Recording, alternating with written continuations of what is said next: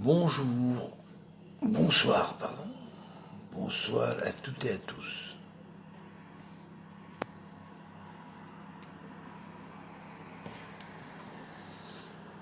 Bon, alors, le cours de ce soir va avoir à décrire et expliquer la signification du nom de Yudkevavke en proto-sinaïtique avec le code proto-sinaïtique. Alors c'est un beau programme. Bonsoir Kaline. Comment vas-tu? Coucou. Allez, je fais coucou.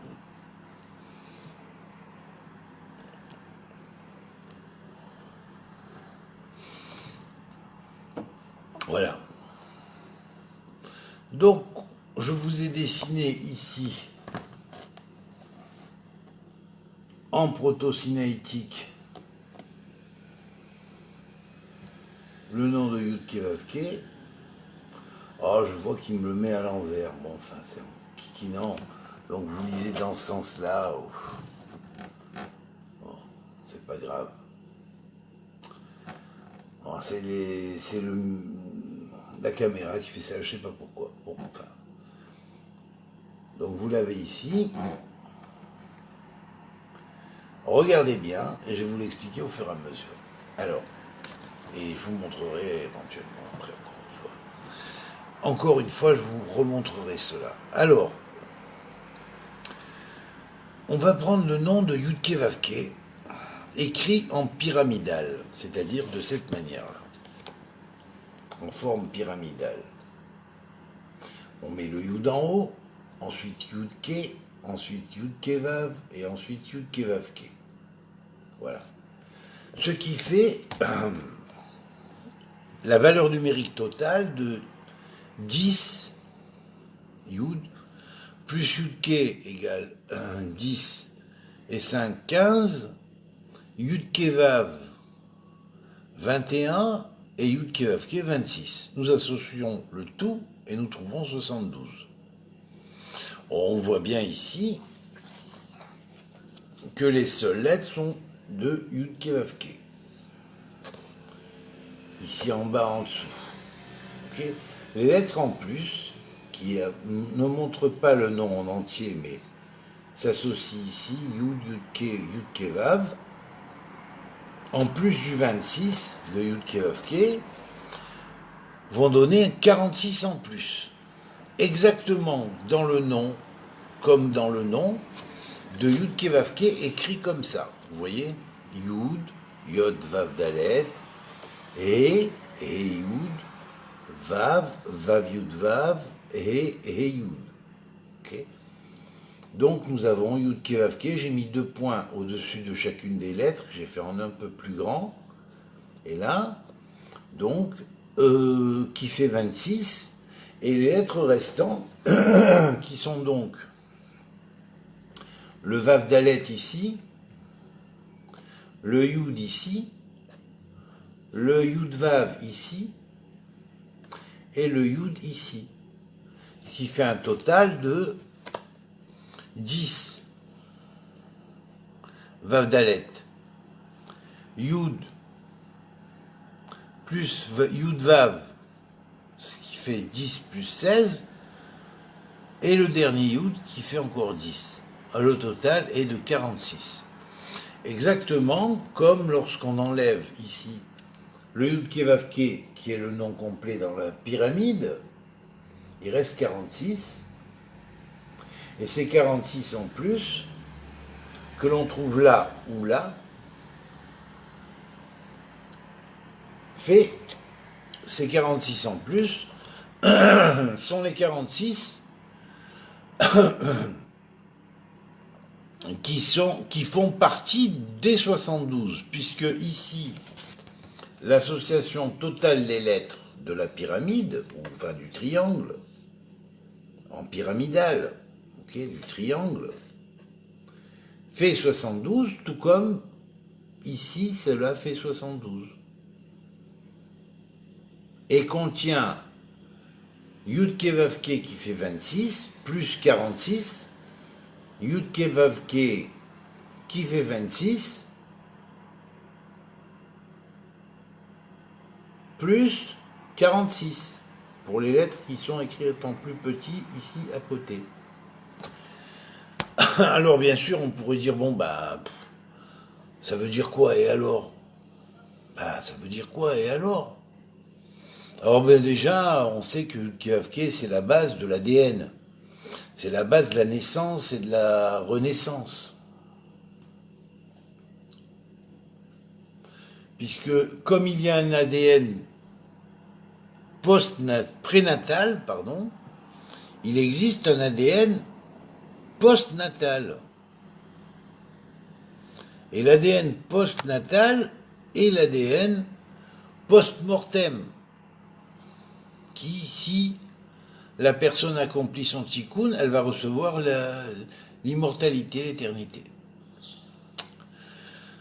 Alors, bien évidemment, lorsqu'on prend les 46 en plus, la valeur numérique 46 est à la fois la valeur numérique de Elohai, mon Dieu personnel, de Hama, la mesure qui est la mesure basique, qui est la coudée hébraïque.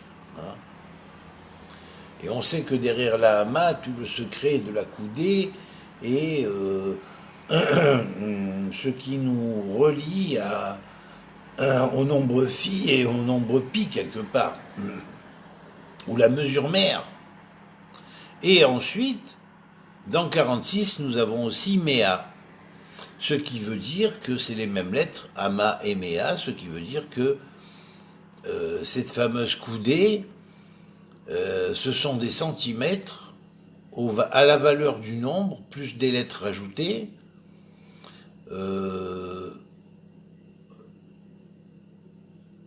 tiré de Méa, c'est-à-dire des 100 cm qu'est le mètre. Donc, ici nous avons le nombre de la mer, c'est-à-dire 46, c'est le nombre de la mer. Et le nombre de la mer représente la Bina, elle va représenter pas n'importe quelle Bina, elle va représenter la Bina de Hatzilut, c'est-à-dire la Bina du monde de l'émanation.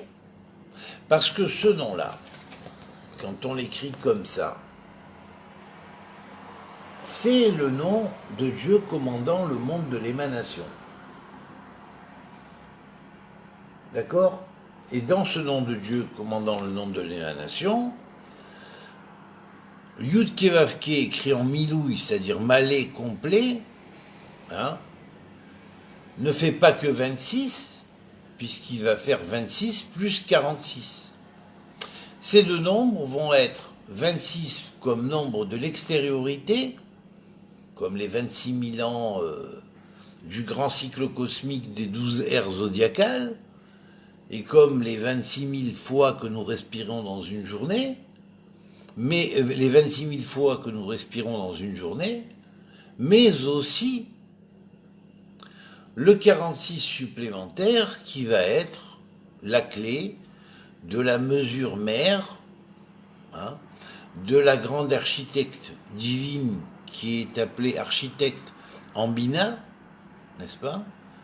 Ouman, Vaïti Etzlo Amon, Slecha Amon, on lit Ouman, c'est-à-dire une pédagogue, mais aussi une constructrice et donc une maîtresse d'œuvre. La Torah parle ainsi. Mais en même temps, on va voir que si l'on additionne les nombres ici, hein, nous avons donc écrit en proto-sinaïtique, pareillement, Yud, Yud E Vav, Yud E Vav E. Vous voyez? Eh bien, lorsqu'on va compter les ronds, c'est-à-dire les points précis où la lettre, d'extrémité de la lettre, on a là affaire à un alphabet qui a aussi une résonance avec certaines étoiles, n'est-ce pas? Et donc ces étoiles-là, puisque c'est un alphabet céleste, le proto-sinaïtique, hein, vont reluire on pourrait dire d'une mesure maîtresse, d'une mesure architecte, d'une mesure maîtresse d'œuvre, d'une mesure basée sur le pi et le phi, d'une mesure qui connaît le mètre et qui traduit le mètre en coudée, qui est la mesure mère et qui est la clé de phi et de pi. Et puis, bien évidemment, lorsqu'on va continuer, on va voir qu'en fait, elle est aussi la porte, celle qui ouvre la porte du ciel, qui est appelée Méa Sheharim, les 100 portes de transmigration des âmes. Puisqu'on voit qu'ici, Méa, 100, est égal à 46, en dehors des centimètres du mètre. Bien évidemment, c'est aussi et avant tout le Méa Sheharim, les 100 portes. Les 100 portes de transmigration des âmes. Et là, donc, lorsque on va compter les ronds qui sont dans les extrémités des lettres, vous voyez, en jaune, voilà, eh bien, comptez-les, hein, voilà. Allez-y, comptez-les si vous voulez. Si vous ne me croyez pas sur parole, ben comptez-les. Voilà. Donc vous avez pour les 4 Yud, 5 x 4, 20. Pour les 3 He, vous avez 15. 5 x 3, 15. Pour les 2 Vav, vous avez 6 par 3 et 3. Et pour le dernier He, vous avez 5. Ce qui fait en tout 46. Mais vous pouvez le prendre autrement. Hein, 5 ronds, ou 5 étoiles, comme un hôtel 5 étoiles. Du ciel, l'hôtel, hein, bien sûr. 10 étoiles. 13 étoiles. 18 étoiles. Ce qui fait en tout 46 étoiles. Alors ces 46 étoiles sont 46 étoiles mères, si on pourrait dire, qui sont mères et qui sont clés du fameux Yud-Ke Vav-Ke. De cette manière, c'est des étoiles de Pnimiyut, d'intériorité, hein, puisque dans le nom de Yud-Ke Vav-Ke équivalent à 72, nous avons une relation à la fois avec les 72 empires célestes, avec les 72 anges porteurs des 72 noms du Shem HaMeforash, ok, et nous avons donc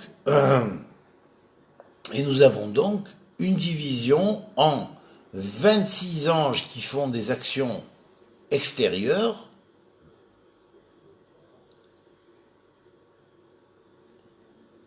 qui va représenter l'extériorité de Yud-Ke Vav-Ke, écrit de cette manière-là, hein, extérieure, et 46 anges qui accomplissent des fonctions intérieures. Donc nous avons, dans ce que l'on appelle la Pnimiyut du Milouï, c'est-à-dire l'intériorité du remplissage de l'être dans Yud-Ke Vav-Ke, une valeur numérique équivalente à 46 qui va représenter ces 46 anges parmi les 72 du Shem HaMeforash qui ont la fonction interne et purement interne, alors que les autres ont des fonctions à la fois internes et externes. Alors nous avons maintenant, lorsqu'on voit au-dessus de chaque étoile, on a l'habitude de mettre un tag en Kabbalah, hein, en Kabbale, et donc quand on met le tag, les tagim, il y a bien évidemment 3 petites branches, hein, comme une espèce de 3 petits rameaux qui sortent de chaque rond qui représente l'étoile de telle ou telle constellation, okay, représentée par les Yud et les He et les Vav et le He. Donc, nous avons ici 3 par étoile. Ces 3-là représentent ce qu'on appellerait la couronne de l'étoile, où l'étoile est couronnée par le royaume de Dieu, et est couronnée dans le royaume de Dieu. Alors nous avons donc 5 x 3 au premier niveau, vous voyez, Voilà. 5 fois 3 étoiles. Au deuxième niveau, 10 fois 3 étoiles, ce qui fait 30. Donc on a ici 5 fois 3, 15 rameaux. Hein. 30 rameaux. 13 fois 3, 39 rameaux. Et enfin, 18 fois 3, 54 rameaux. Qu'est-ce que représentent ces rameaux? On a dit que les étoiles sont couronnées. Elles sont couronnées de quoi? Alors le premier couronnement, c'est Ya qui le donne. Yudke. Il donne le premier couronnement, il couronne 5 étoiles, et dans les rameaux, on pourrait dire, qui correspondent au couronnement de ces étoiles-là, s'ouvre ce qu'on appellerait la clé du temps, c'est-à-dire le carré de Salomon, dont la somme est 15. Ça, je vous en ai parlé déjà plusieurs fois, vous n'avez qu'à voir mes cours antérieurs.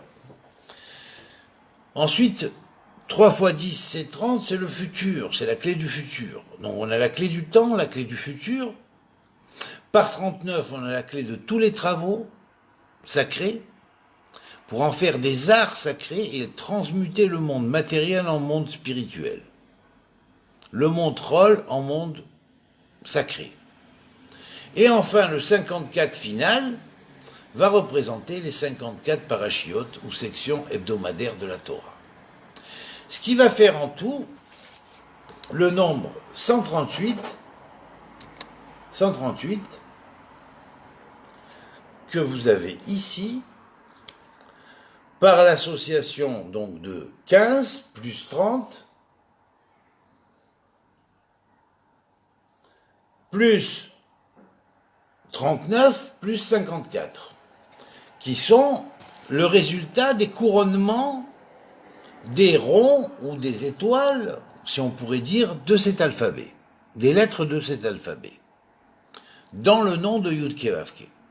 Et bien curieusement, le nombre 138, et là, merveille des merveilles, c'est la valeur numérique du mot Hametz. Hametz, qui est ce que l'on rejette à Pessah et qu'on l'on met de côté. Pourtant, le pain, les céréales et tout ça, on en mange toute l'année, il n'y a pas de problème. Le pain, symbole d'éternité. Mais c'est vrai que, quelque part, le fait de laisser le pain levé représente un élément qui, toute l'année, si on le cultive, c'est vrai, c'est positif, mais il y a un moment donné où on est obligé de faire un break. Parce que si on ne fait pas de break, dans ce qu'on pourrait appeler le respect que chacun veut qu'on lui donne, qu'on n'est pas prêt des fois à s'annuler un petit peu, à annuler notre personnalité, notre ego, l'ego grandit, et à ce moment-là, l'orgueil nous guette, et là, c'est le danger d'emprunter la voie de Pharaon. Le Pharaon de la Bible, hein. Pas n'importe quel Pharaon, il y avait des pharaons qui étaient bons. Et là, le mot Hametz va être ici transformé. Il va être transformé en Tzemach, en Tzomeach. Comme vous voyez, c'est exactement les mêmes lettres. Hametz, Tzemach, Tzomeach. Et nous dit Admour HaZaken dans le fameux livre qui s'appelle le Tanya, que beaucoup connaissent, hein, nous dit Tzomeach ou Tzemach représente la germinance de la vérité. C'est-à-dire qu'il y a un moment donné où la vérité doit pousser, mais elle pousse avec l'orgueil. Comme la matzah, qui, elle, représente le pain non levé. Voilà pourquoi la matzah, voici la matzah qui vient, eh bien c'est la clé du monde futur, et c'est la clé de Chelek Leolam Haba. C'est la raison pour laquelle le mot Chelek, Kol Israël Yesh Lahem Chelek Leolam Haba, eh bien ça passe par le sacrifice de l'agneau, ça passe par le Pessah, ça passe par le Bitoul du Hametz, et ça passe par l'élévation de la matzah qui est ronde et plate.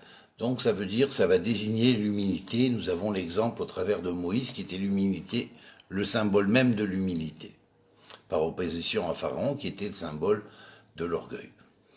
Alors bien sûr, on a tous un petit Moshe en nous, un petit Moïse en nous, un petit Pharaon en nous, à nous de museler le Pharaon et de laisser, de s'associer à l'humilité de Moshe de façon à laisser éclore, si on pourrait dire la vérité, et à faire ressortir le Tzemach ou Tzomeach, qui va être ce qui va nous donner notre élec au Olam Haba, notre élec au monde futur. Voici pourquoi la valeur numérique de Ba Matzah, futur de la Matzah, c'est égal à Chelek.